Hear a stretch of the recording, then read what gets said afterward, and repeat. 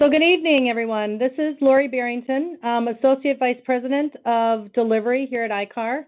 Thank you all for joining us tonight. On the line, I also have Elisabeth Sobczak, which many of you know, all of you should know. But tonight we're going to talk a little bit about the program refinements for the PDP 2.0 launch. As you know, we made an announcement in August of this year in conjunction with our NACE show that talked about the PDP 2.0 program at that time. We've got a few refinements to that, and I wanted to share all of those refinements and the latest and greatest with all of you as it affects you, and you're the primary team that's going to help us deliver this to the industry. So I wanted to go through these refinements with this group so you guys had a general understanding before we go to the broader industry and make our public announcements beginning next week. So the goal for tonight is to cover the refinements. There'll be a couple of slides where we'll talk about the instructor training plan as well as some things we have in work from a communication plan perspective. The goal is to get through all of that in about 45 minutes, and then I'm hoping that will give us about 15 minutes for question and answer. And there'll be some directions at the end of this presentation on how you can submit some questions that we can take a look at. So let's get started. Okay, so as you know, just to kind of take a step back, the last 3 years, ICAR has been really busy at getting industry feedback on our professional development program and the products and services that we offer. And we took all of that feedback and developed a plan really to enhance ICAR and make the products and services that we offer to the industry that much better. So we came out with that announcement at NACE, like I said, in August of this year. And since that time, basically the past 90 days, internally and with some feedback externally, we've been doing what we call a PDCA cycle, which is really our continuous improvement process, and it's plan, do, check, act. But going through all of that, it's led to some refinements that will better support the program and the concepts, looking at timing and feasibility. And there's some other things that kind of popped up as well that are listed here that we will go through. So as many of you know, along with our program redesign and enhancements to our program, we are also implementing new systems to better enable our delivery and the learning experience for our customers. So our LMS provider has surprised us with a 3-month delay due to some shopping cart integration problems. So that is really prompting us to execute on our Plan B, and our new revised launch date for both the new system and the new program is April 1st, 2019. This is shifting from our original January target date. We've also received some feedback from the shop about the program, the design complexity and reducing that, increased levels of training that was expected with the program. So they're concerned about lost production time for those technicians in the shop. There is an increased spend levels for all of that training. And really, at the time, because we don't have a lot of these new courses out there, there's a lack of awareness regarding the value of the new hands-on skills development courses. Along with that, as shops have seen some of that, because like I said, we do have some of that out there today, they're coming back with, you know what, that stuff is really good. I'm going to send a lot of my technicians to that. So really the demand for that hands-on skills development product, we anticipate now will be stronger than originally planned. And that's really having an impact on our capacity and our ability to deliver that. And as some of you know, we have had some hiring challenges to fill the roles for our assessors to execute our in-shop knowledge assessment product. So we've had some challenges there as well. That's a very unique skill set, and that the people that we need are not readily available to us. We also had planned to utilize our fixed training sites, which mostly are identified as schools, to deliver our hands-on skills development classes along with our welding classes. And we're finding out as we dig into that a little bit more, those sites really are, it's not feasible to run those courses there, really because a lot of those fixed training sites lack the required equipment and facilities that we need in order to support the delivery of that hands-on skills development lineup. So as we are taking a look at all this feedback and adjusting some of these components within this program offering, it's I can't get into the details, but it's really a complicated process because of how all of these things work together to ensure that we are delivering a product in a quality manner, that we're able to deliver that, and it's at a price and a cost expectation that both the customer can support as well as ICAR in the ability to deliver. So we've made some changes. That's what we're going to talk about here tonight. And we really believe that the outcome that what we are ending up with from a solution standpoint is better at this point in time for industry and ICAR. What we have here, many of you have seen before. We've been sharing it for a couple of years, but it really outlines and depicts what this PDP 2.0 is all about. So again, as we talked about it and announced in August of 2018, this is what it looked like. If we start over on the right-hand side of the screen, we've got this knowledge and skills protocol, which I hope many of you have been able to take a look at. It's available on our website. We handed out copies both at NACE and at SEMA, so it's a public document.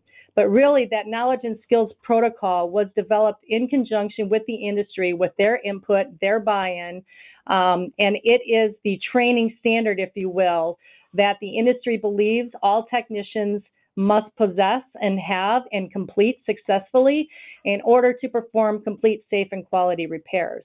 So all of this program is really based on that knowledge and skills protocol.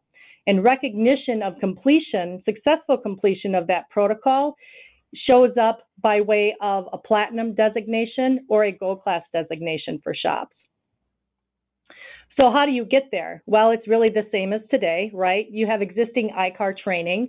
So we take a look at what technicians have taken throughout history and apply it where it's applicable. And also, you can get training credit from our Training Alliance providers, right? So many of you are familiar with this. Our goal for the Training Alliance is and remains that we get all OEs involved in the Training Alliance and provide proactive credit to the students who have taken those courses. The other piece to that Training Alliance project or program is those partners that are Training Alliance members do so by becoming a sustaining partner. And by doing that, it is allowing us to shift those fees for that student credit from the shop and the student back to the provider. So that's one of the programs that we're continuing with.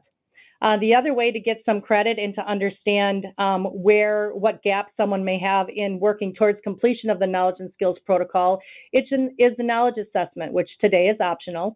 And as many of you know, we go through and we assess the knowledge of technicians through the Pro Level 1 and give them credit for that knowledge that they already possess. All of that combined reveals some training gaps potentially.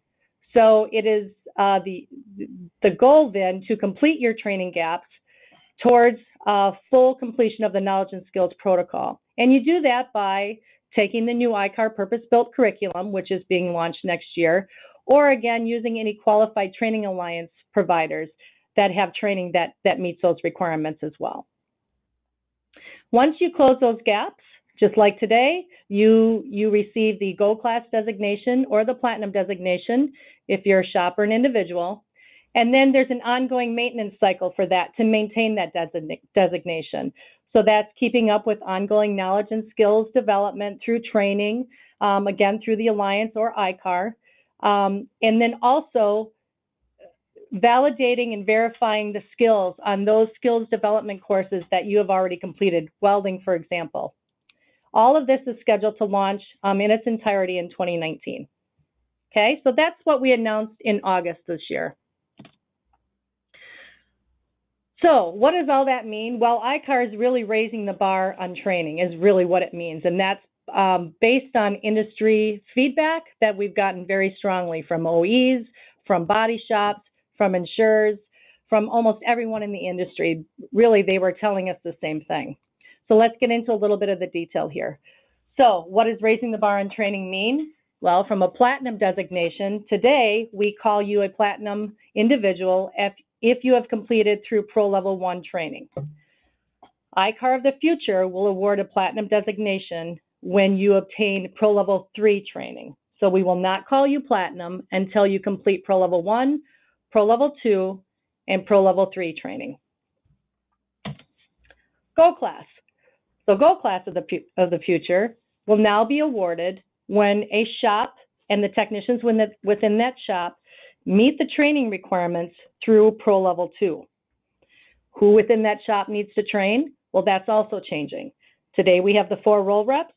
In the future, we have those same role reps, but we are also requiring that 100% of your structural technicians complete their training through Pro Level 2, and 50% for the remaining roles, so that's refinishing, non-structural, and estimator.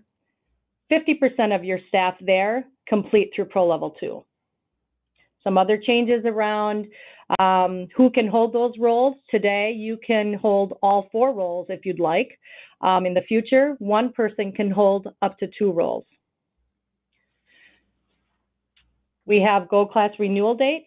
That will stay the same, although we are changing that a little bit to level set the ICAR activity and put us in a better position to support that. We are also coming out with shop level training requirements for electrical, diagnostics, and mechanical courses. These are not role specific. ICAR doesn't care who in that shop takes that training, but that knowledge has to be present within that shop. So it's whoever that shop would like to designate as the person to take that training. Gold Class of the future has been simplified from an ongoing process in that we are eliminating turnover rules associated with Gold Class. We'll get into that a little bit more in the next couple of slides. And then also our annual training requirements are changing somewhat. There still will be annual training required, it's just changing. Another change that we're implementing is the ICAR welding training and certification renewal period. So today, you need to renew, the technicians need to renew every 5 years. In the future, we are changing that for renewal for every 3 years. So that gets applied to WCS03, WCA03, as well as SPS05. Another thing we are changing about the program is today we do have an aluminum dedicated role, but we are going to offer an aluminum structural recognition for the facility. So Gold Class aluminum structural recognition. This is an option. It is not required. But for those shops that enter that work and do that type of repair and want to get recognized for it, we are providing that as an option. And then our Road to Gold program, which many of you are familiar with, will be ending at the end of 2018. Okay? So that's what we talked about at the NACE convention in August.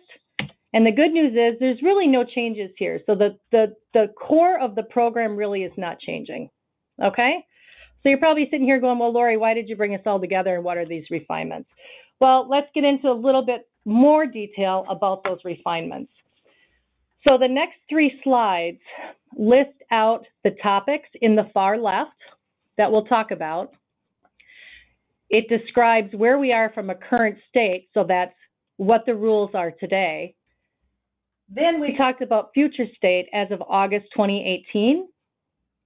And then where we made detailed refinements, that's in the far right box. So that's what we're talking about today. So as I go through this, you guys can read what we have from a current state and what we announced as future state in August of 2018. For the purposes of this conversation and to save us a little time, I'm going to cover just the refinements that I've made. But at the end of the session, if you have any questions about the rest of this, I'm happy to answer that. But for the purposes of this, I'm going to go through just the refinements that we're making and that we're focused on tonight. So from the curriculum perspective, you're all familiar with our current state. And you also are aware that we've got new curriculum coming out, which we refer to as purpose-built. What is purpose-built? It's really single delivery of content. So we're designing that curriculum using the delivery method that it's best suited for. So whether that's online, virtual training, classroom training, or live training, or the new hands-on skills development courses. They have been developed with that specific delivery in mind. We're using national scheduling at fixed training sites and also maintaining our commitment to those shops in less populated areas and delivering that as well through different means like blitzes, if you will. Along with that is enhanced virtual and online experience for the learner. We're also coming out with Spanish curriculum. So all required curriculum will be available in Spanish. So that means any online required training is available in Spanish. Any virtual training that's required will be available in Spanish, as well as live classroom or hands-on skills development courses. What are the refinements that we are making as of today? We still will be offering the 11 hands-on skills development courses. However, the requirements of what you need to take is changing. Instead of requiring all of those out of the gate, we will be phasing all of those courses in over an expected 6-year period at maximum. Minimum, we will be requiring 2 hands-on courses starting in 2019. That's minimum. So year after that, we may require 2 or we may require 4. We're going to evaluate that each year. Okay, so a little slower startup on the requirements from a hands-on skills development. Remember, all of that, the hands-on skills development is really what the industry has been asking for, but they're still unsure of the value, and that's still quite a step up for the number of technicians, the scalability factor applied that would have to take that. So we're just allowing a little slower ramp-up time for those courses in that requirement. Jumping down to in-shop assessments. So there's some refinements being made there as well. Current state, most of you are familiar with this. It's an option for one. We're using it as an onboarding mechanism, and it's not required. We're assessing through Pro Level 1, and there's no assessment for skills. What we announced in August of 2018, it's still available for achieving Gold Class. We were requiring it for maintaining your Gold Class designation. It was going to be included within the subscription, still assessing through Pro Level 1, and it's ongoing year after year for those new hires that come into the shop. No assessment for skills, but we were implementing a welding re-verification for those technicians that were coming up upon their renewal for their welding. Excuse me, what are the refinements for that? We're still maintaining the in-shop knowledge assessment. It is a great product. They love it. The shops are giving us rave reviews about it.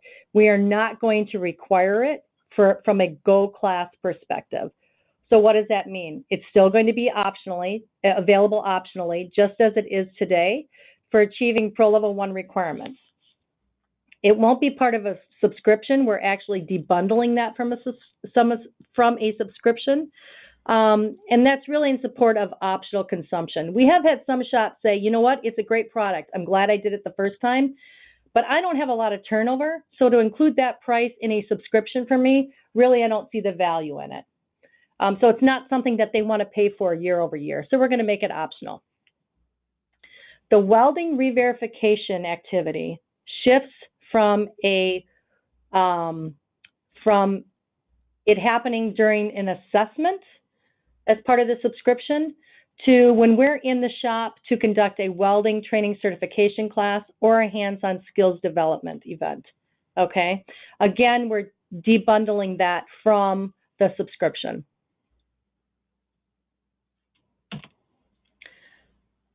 Okay, next, let's talk about Gold Class. So today, as I mentioned earlier, we all know it's achieved at Pro Level 1. Future state, in August, we announced the requirement is now Pro Level 2 minimum with the scalability factor of the 100% structural and 50% for all the other technicians in the 3 roles. Transition plan for existing Gold Class shops was they had to be Pro Level 1 and Pro Level 2 complete by their 2020 renewal, and Pro Level 3 complete by their 2021 renewal. This is a key refinement that we've made. We are slowing down that transition, so that transition plan for existing shops is now, they must be Pro Level 1 2020 complete. By 2021 renewal, Pro Level 2 complete, and by 2022, Pro Level 3 complete, giving more time for the shops to achieve that 50-100% scaling requirement. And existing Platinum technicians would have the same transition plan. So that's really the biggest refinement in this group. Everything else, as announced, stays the same. Last page of future state refinements. So Gold Class states, we talked about this. Right now we have what we call internally a big old hockey stick, right? Because traditionally our industry procrastinates a little bit in their training requirements, and they wait until the last minute to train. So a lot of Gold Class mandates by network partners where we're given the deadline of the end of the calendar year. So we have a big spike in our activity at the end of every year, fourth quarter time frame. So to help us better deliver our product and help level out that business from a capacity standpoint and revenue standpoint, we wanted to spread that activity out throughout the year and redefine some renewal dates for some customers. We're actually taking a more simplified approach through some refinement work that we've done the last couple of months. Most of the Gold Class dates will remain current for most of the shops, but we are taking a small percentage that are showing up in the fourth quarter and moving them to quarter one. And really that gives us a pretty good leveling exercise for that. Annual training. So today we've got the 6 credit hours of role relevant training. Future state, as we announced in August, it's variable per year. All role relevant vehicle technology specific training must be taken and completed, along with any skills renewals. And then non-role rep training requirements also were role relevant vehicle technology specific training. Refinements we've made to that is really understanding that technology changes quite a bit. Again, we also want to kind of ease into these new requirements a little bit. So we're requiring that at max, each technician would only have to complete 6 VTST courses, or the Vehicle Technology Specific Training courses. So we may come out next year and say, you know what, there's new technology. Estimators, you're going to have 10 VTST courses that are available to you, but only 6 of those would actually be required. So we're putting a maximum on what we would require. They're still going to be available for those individuals to take if they'd like to, but only 6 would be required. That is in addition to any new role-specific protocol or course additions that we may make over time as technology changes. Okay, on the topic of subscription. So today we don't have a subscription at all available for anyone. Future state, in August of 2018, we announced that we would offer subscriptions for Gold Class shops, and there would be 2 options, with or without a structural aluminum option. Refinements that we're announcing as of next week are, there are still subscriptions. That subscription will give you unlimited access to all role required and optional live classroom training, online training, and instructor-led virtual courses. These cover all the foundational curriculum, vehicle technology specific portfolio, and the intro series. So this covers any new technicians a shop may bring on board, and if they want to send their front office staff to intro, have them take intro or take any of the new courses or any courses that fit within our live classroom, online, and virtual training portfolio, they are welcome to do so within that subscription. Hands-on skills development, welding and training and certification in ISCAs or in shops are not included, and they are available, and there'll be an extra charge or a different charge for that. Shops really will only pay for what they really want and what they really need when they need it. We are coming out with a hands-on skills development intro pricing, which is a 2-for-1 pricing promotion for Gold Class and required network shops. So more information will be coming out on that. Okay, so we talked about the detail of those refinements. So this is going back to, what I started out this conversation with. And if we take a look at this, there really isn't a whole lot changing with the exception of a few things. We're still coming out with that knowledge and skills protocol of which the purpose-built curriculum is based on. And we still are coming out with the new recognition requirements for Platinum and Gold class. Again, we're still launching the purpose-built curriculum. There's nothing changes about that. We've got some changes around our in-shop assessment product. Instead of being required for Gold class, we're going to keep it as an optional product for those that want to go that route. So just like it is today, we'll maintain that and continue with that product. And the other change is around the skills re-verification. So instead of that being part of the in-shop event, because we're no longer requiring that, we are shifting that over to when instructors are in to deliver a hands-on skills development course or a welding and training certification event. So there will be a skills re-verification. We are looking to change that product for a re-verification of that skill. So if you are up for a welding renewal, you will not, the technicians will not have to take the entire certification again. It will be a refined product to validate that they still have that welding skill. So more to come out a little bit later on that as we define that. Okay, so you've heard a lot about hands-on skills development courses. Some of you may be very familiar with this. Some of you may not have been exposed to this yet. But this is really the list of new courses. Some new, not some have been offered this year and the last year or two. But you can see here's the hands-on skills development lineup that we're coming out with. So sanding, buffing, polishing, plastic repair, which is already out there, composite repair, hands-on skills development. We will have a steel panel dent removal in two different, there's a version, a 1 and then a 2, which expands on the first course a little bit.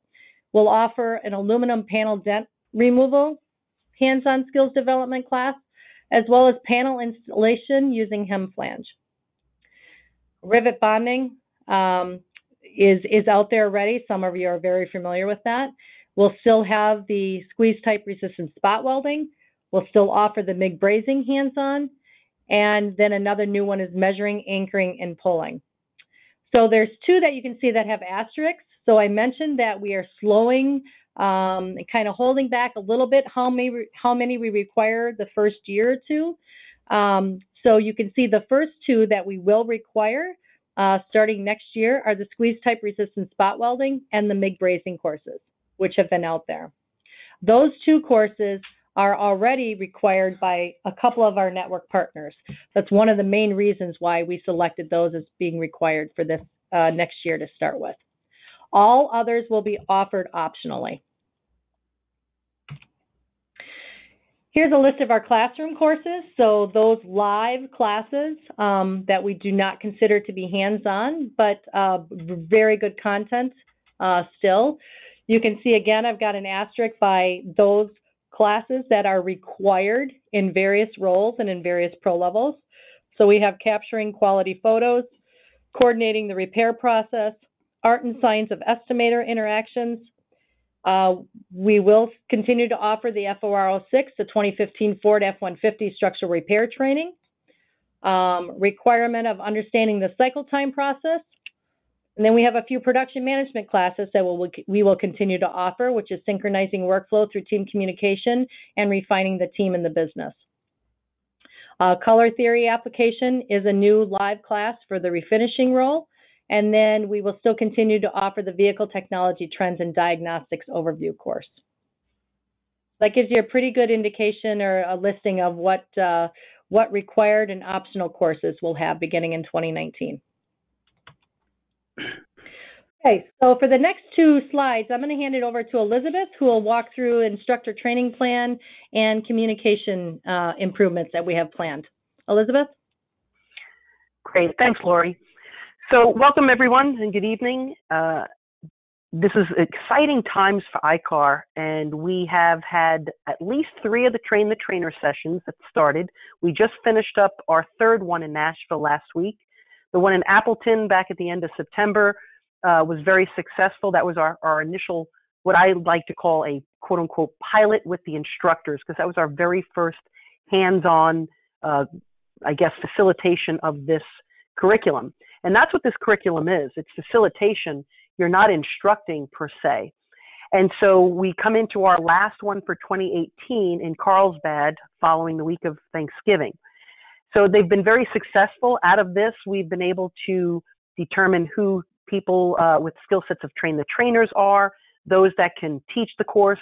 And the feedback has been incredibly exciting because this is what the industry's asked for. And so we've gotten a lot of feedback as a result from some of the instructors, some of your peers who have gone through these trainings. And with that, those who have been designated as train the trainers will assist us in training you, your peers. And so our lead associates, who are the supervisors over the regions, are going to work with the train the trainers to help coordinate the training events. And what we'd like to see is having our train the trainers, they will be assigned local instructors in their market to help us train them. So starting in December, we're going to distribute the props, the materials that you'll need that we've been using in all of the other train the trainer sessions, and they will help get us up to speed. So our goal is to have a majority of the part-time instructors trained by the end of February 2019. I think the biggest thing for us is to slow it down because we want to run to the do and get into the activities. And once you have an opportunity to experience this curriculum, you'll see why. For those of you that have been a part of this curriculum and been trained on it, please share your experiences and let people know what you thought about it. But we're going to begin in early January. We had a little bit of a setback in terms of getting our train the trainers started, because we made some refinements to the props. Throughout the first 3 train the trainer sessions, we had such great feedback in the props and the materials that we made some tweaks.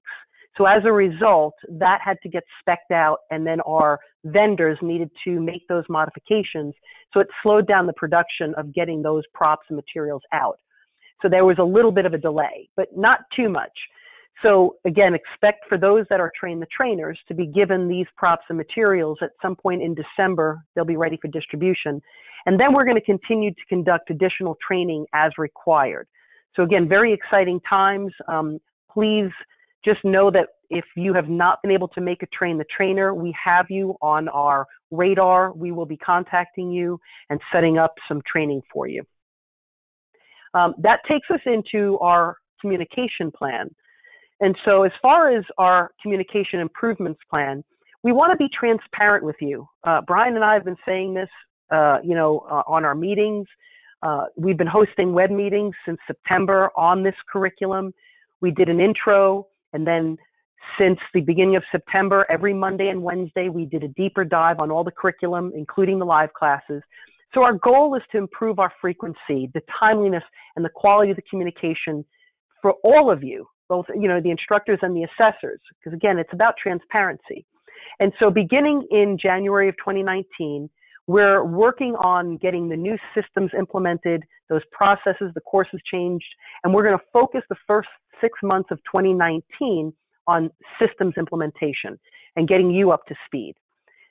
We thought, we've been asking, would you like monthly web meetings? Would you like quarterly web meetings? And most have said quarterly. What we've decided is until everybody feels really comfortable with this curriculum, we're going to host monthly web meetings with you in mind, right? We're going to record it for future access and reference. So that way you don't have to wait 1 quarter of a year to find out information. We want to get it, again, timely and more frequently. The other thing we're going to do is continue to do email touch points, right? I think we've done a better job at communicating. We're going to continue. We're committed to that. We're using social media as touch points. We see a lot of you on social media. We also, current state, as Lori explained what current state is, we use the instructor support site as notification for articles. Those same articles get sent out via email just in case somebody doesn't use the instructor support site for a while. So you're going to continue to see notifications go in that direction. In addition, the new systems that Lori was speaking about, our LMS, it's called Docebo. And so within Docebo, we're going to have an instructor channel where we can have trainings, we can have articles. It's endless. This is a really powerful tool for us, not just in training, but in professional development for what we've talked about. So when we look at these notifications and communications to you, we want to make sure that they're targeted so that way you don't feel like you have a lot of noise coming into your inbox, right, for your email. So we want to make sure that if it's only the content only has to do with welding instructors, then that's who's going to get it. If it's welding and hands-on, whatever that target is, if it's for everybody, we're going to send it out in multiple channels to make sure that everybody has the opportunity to get that communication. We also want the lead associates to make sure, since the lead associate is the supervisor over the region, we want to make sure that there's connectivity. So they're going to be responsible for connecting with you as the instructors and the assessors to make sure that the communications we're sending out is being received. As we said, if this is a nationwide single messaging, we're going to have that. So that way we have consistent messages across the board. We don't want one thing being said in one region and another somewhere else when in fact the message just was said the wrong way. So we're going to make sure that we are very cognizant and mindful about the messages that we send, so that way, again, you see that we're being transparent. If it's regionally specific, then we're going to message as it's appropriate for that region. The other thing is we're going to provide extensive training on these new systems. For those of you that have been through the Train the Trainer sessions, we spoke about Okta. That is a single sign-on platform where you would sign in there, and just like you would on your cell phone, your iPhone or your Android, you'd click on your app.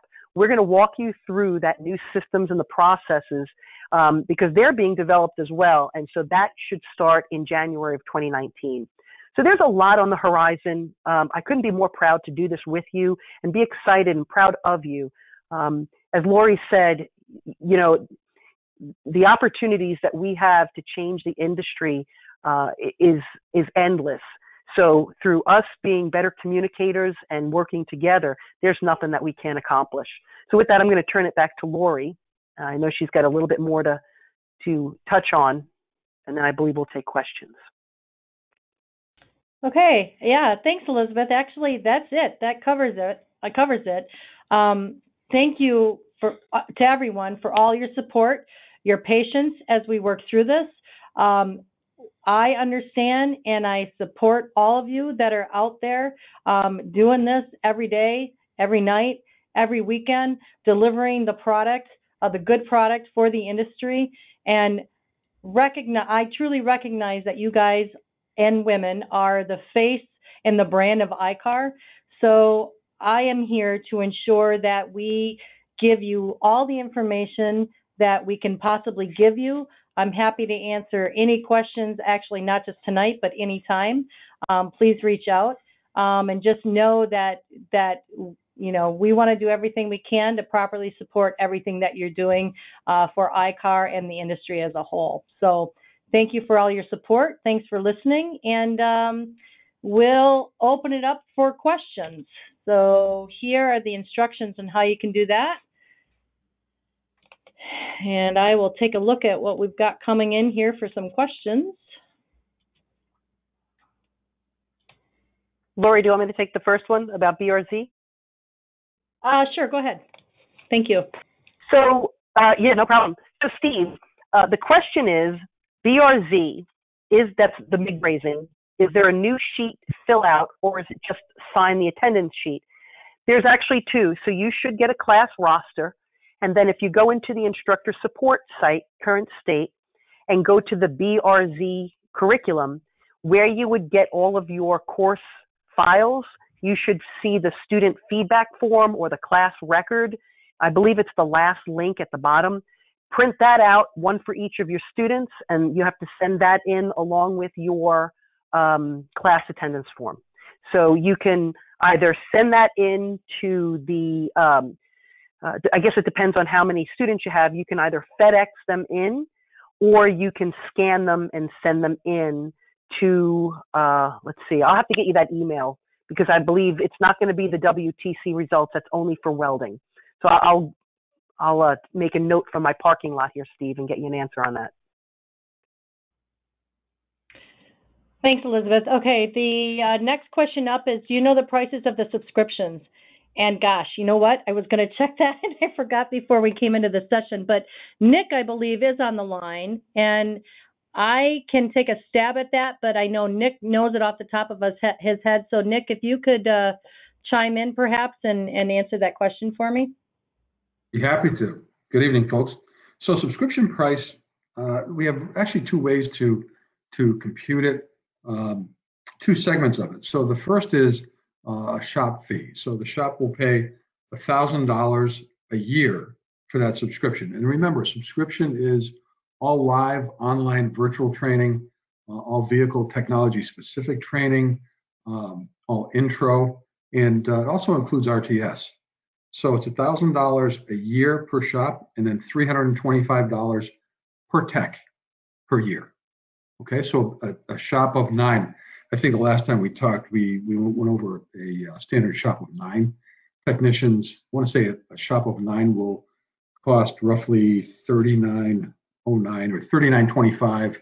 And remember, that doesn't include any welding or hands-on skills or in-shop knowledge assessment.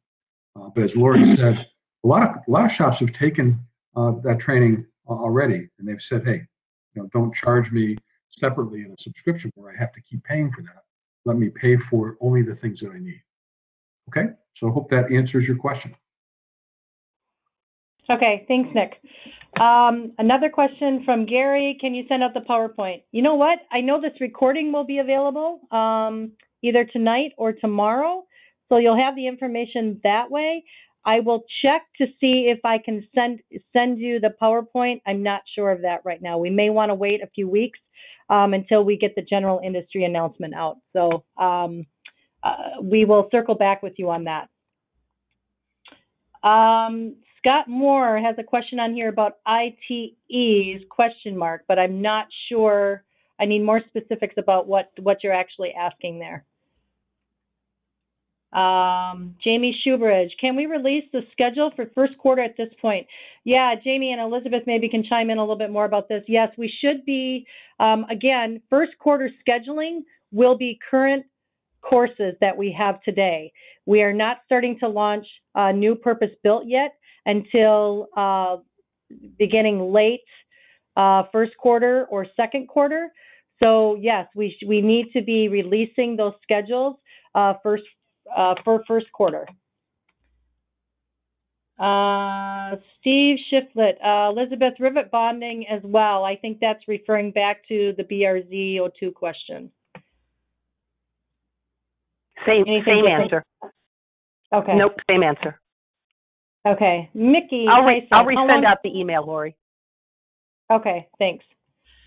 Mickey Tyson is asking, how long can we keep scheduling live classes that are on the national scheduling form? So as I just said, we want to keep scheduling those into first quarter. The final date, or the last date, I should say, that we would be offering current state live classes has yet to be determined. So for now, continue scheduling and looking at those schedules for sure January and February and into March, but we don't know that cutoff date yet because this is one of those complexity and complicators with the system integration, when we turn the old system off, turn the new system on, how we transfer all that data from existing scheduling and all that kind of stuff. So stay tuned for more information as we get more detail planned out around that. Richard D. Proneo, hope I said that right. When does the 3-year renewal for the welding training certification start? That will start beginning in 2019. So those individuals that are up for renewal in 2019, they'll go through that research, and their renewal will then be 3 years. Do all existing credits earned from pro levels apply to the new PDP? How does that work from the old program to the new one? So yes, we're applicable. Any training that anyone has completed in ICAR history and with certainly our current state courses, where that credit is applicable will certainly transfer over.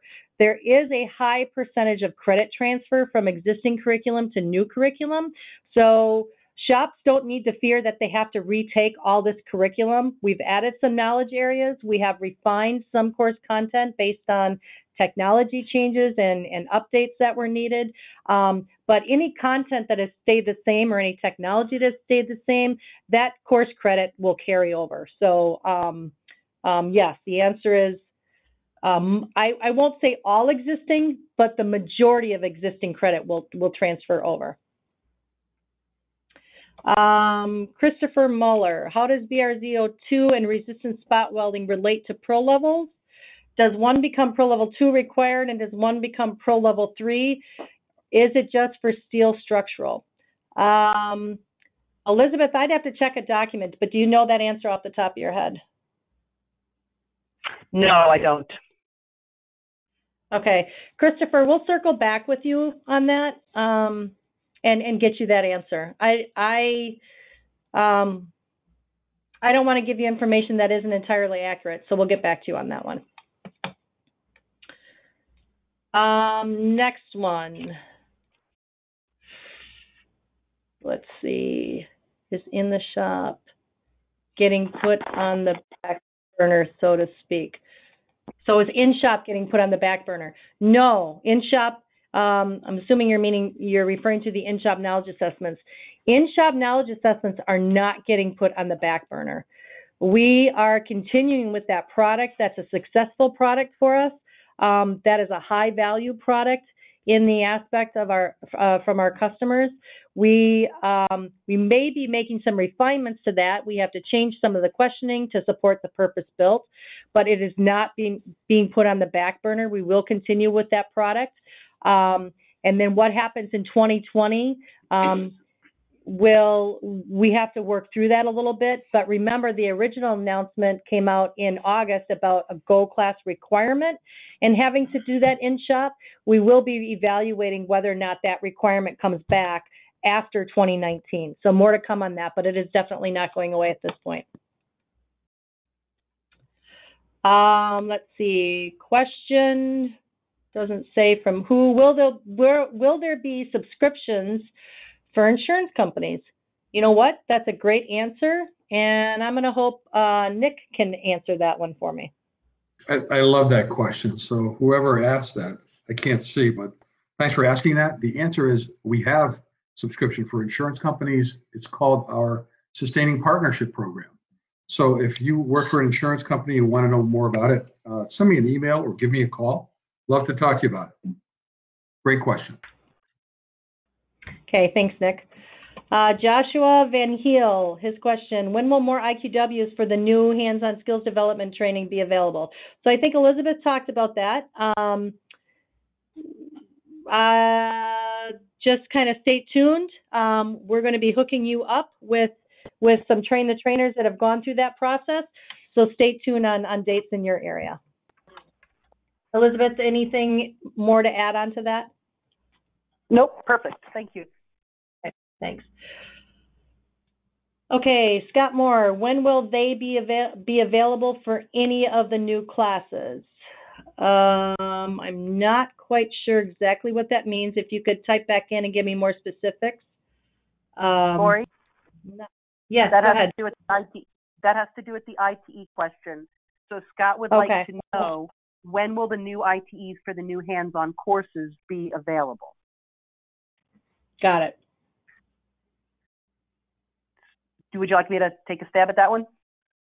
Yeah, please. Right. So Josh, we're holding off because we're still tweaking as we're going through these train the trainer sessions and we walk ourselves through this curriculum. We're noticing we might want to flip one process before the other. So we're doing little minor tweaks. We're getting spelling and grammar and all that together. So as soon as that's been finalized, we'll get that out to you. But you have to go through the train the trainer piece. Either way, as you come through that train the trainer piece, we want to make sure that everybody's getting the prerequisites so that way you have an understanding of what courses have to be taken in order for that particular technician to come before you in a hands-on class. So all of that is part of a development program, but the IQW piece of it should be released, I guess, sometime in the beginning of the year. Okay, thanks, Elizabeth. Let's see. For the classes we can teach hands-on, when will the pre-classes be turned on? So that's a great question. I'll have to get back with you on a date. That's part of our transition planning that we still are working through. So anything having to do with when we turn the new system on, when will materials be ready, all of that kind of stuff, you'll have to be a little bit more patient on with while we figure that out. But just know that with the enhanced communication plan that we want to execute, you'll be hearing about that as soon as we get that information. So more to come on that. Are they releasing virtual classes after the first of the year? So I'm not sure if you're referring to current state classes, virtual classes, or future state virtual training classes. But my answer to that is if it's future state virtual training, those would be available after April 1st. If it's current state virtual training, we should be starting to schedule those and offering those in the first quarter. Kind of the same answer that I mentioned around the live classes. We don't yet have that cutoff date in first quarter as we work through this transition plan from old program to new program, old system to new system, but more specific dates will be coming as we get closer to that. When are you opening up the scheduling for ISCA for 2019? So, Jim, thanks for that question. We are starting to schedule into 2019. The goal for the scheduling team is really to make sure that all of the assessors that we have, both full-time and part-time, that we've scheduled them to the fullest extent of their capacity to make sure we can get all those customers in that want to have that product delivered yet in 2018, potentially for network requirements or so they understand how close they may be to get to that gold class mark before we turn on the new system. So we're working really hard to make sure that everything gets scheduled within 2018 first, and then where we see conflicts or where, probably within the next week or so, you're going to see that switch over to being scheduled in January 2019. Jim Steele, what about welding events? Can we go out more than January 31st, 2019? So Jim, that's a good question. As all of you know, or most of you probably realize, we've got a significant backlog, or we had a significant backlog. And thank you to everyone who is doing, putting in extra effort to help us get those events delivered for those customers that have been waiting a while. But you guys and the scheduling team have been doing a really good job at trying to get that back on track and trying to get us caught up. There are network requirements that require that those events that we try to get them done by the end of 2018. So that's my answer for that is the same as what I explained for the in-shops. We really want to try to make sure that everything that we can get scheduled in 2018 is getting scheduled there. So we're reaching out to a lot of our part-time instructors. So if anyone out there has some capacity and is interested in making a few extra bucks for the Christmas holiday, let the scheduling team know that you're open to do some more welding events yet in 2018, and we'll get them scheduled. But we really want to fill up the calendars for 2018 before we look to scheduling too much in 2019. Lewis Korn. So your question is, who sends the schedule to the training centers? I believe, and Nick can chime in, but I believe that right now that is being handled by the business development managers. They are working on setting up those schedules with those training sites. That is correct, Lori. Thanks. Ian Weber, so your question is, so live classes went from 23 to 9. Well, technically, yes, I guess. But the live class, so today we have about 23 core classes, right, which you are all used to teaching. In the future, we have the 5 required, right, and some additional, so that makes the 9. But we also have the hands-on skills development, which is really where the focus is going.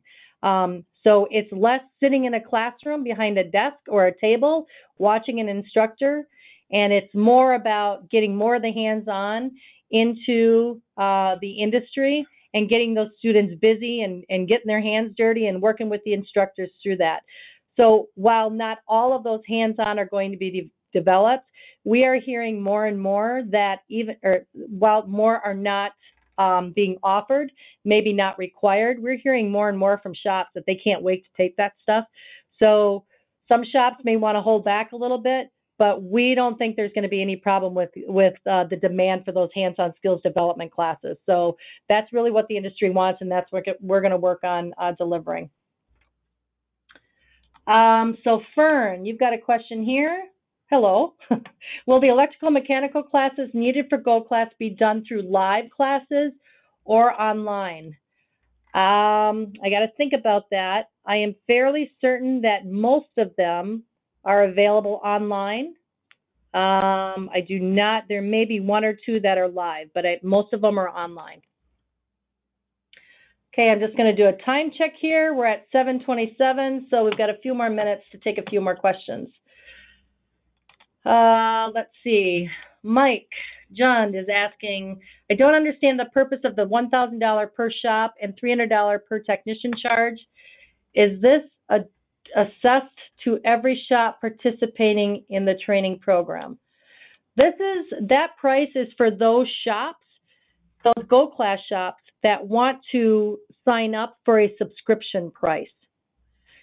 Shops that are not interested, or those non-Go Class shops or other Go Class shops that are not interested in a subscription or entering into that subscription price, they can still purchase courses the way they do today via a la carte and our shopping cart.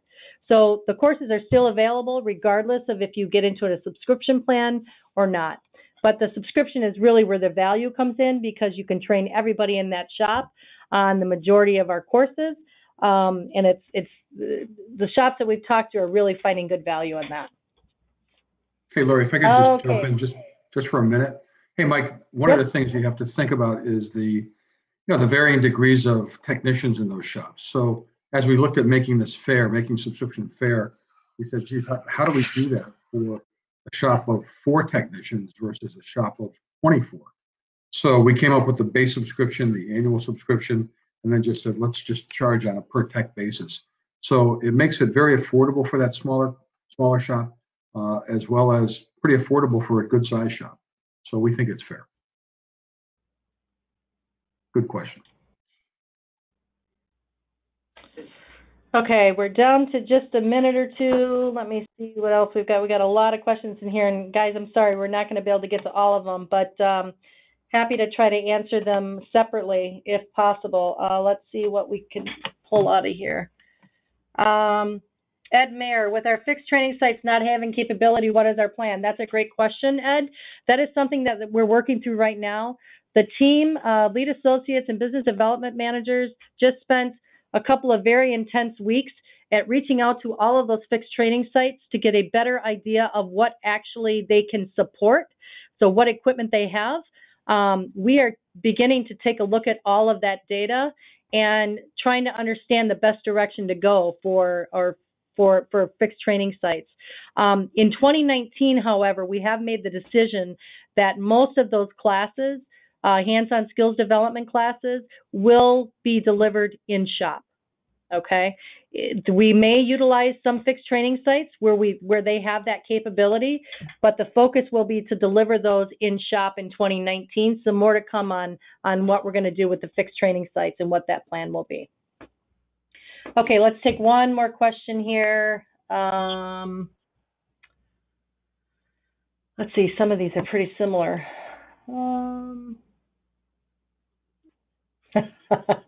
Thanks, Jim. I understand that. So Jim says he's maxed out. LOL. I'm guessing that's because I'm asking for more help on delivering that welding. Your wife wouldn't mind seeing you and being home from time to time. Well, that's good. We want you to do that too. So enjoy the holidays.